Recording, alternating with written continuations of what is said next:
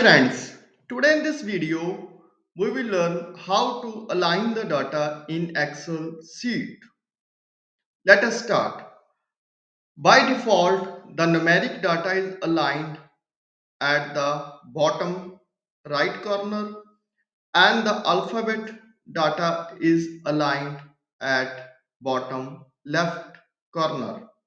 So how we can change the alignment according to a requirement? First, select the cell. Suppose I am selecting cell B2. Now go to the Home tab, Alignment Group. Here at bottom, three alignments are there.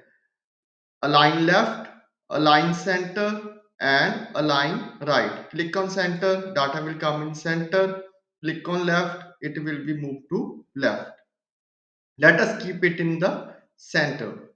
Now, another alignment, that is top line, middle, and bottom line.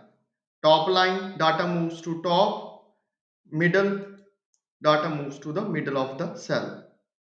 Now suppose if I want to do all the cells data in one stroke, I will select all the cells and click on center line and middle. So data is arranged according to a requirement. I hope you would have liked this video. If liked, please share with your friends, subscribe the channel and press the bell icon for latest updates. Thanks for watching.